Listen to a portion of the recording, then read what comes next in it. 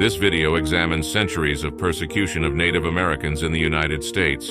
We will cover various types of oppression, including genocide, forced displacement, cultural assimilation, and discrimination. It is important to remember these historical events and learn from them so we can prevent similar atrocities from occurring in the future.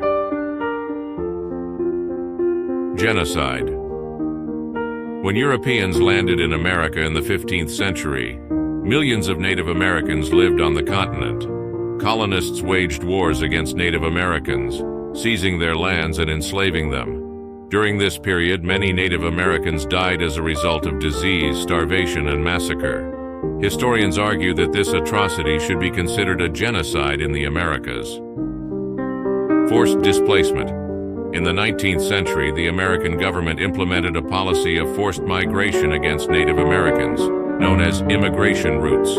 With this policy, Native Americans were uprooted from their ancestral lands and exiled to distant and barren lands. This process of forced removal resulted in the death of many Native Americans and the destruction of their culture. Cultural assimilation. The cruelty against Native Americans was not only physical, it was also cultural. The American government took Native American children from their families and placed them in boarding schools.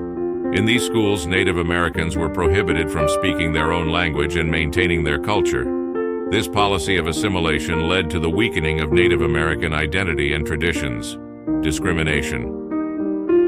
Native Americans also faced discrimination in the 20th century. Their right to vote was denied, and their access to education and healthcare was restricted. This discrimination left Native Americans at a socioeconomic disadvantage. Conclusion. The persecution of Native Americans in America is one of the darkest chapters in human history. It is important to remember this atrocity and learn from it so we can prevent similar atrocities from occurring in the future.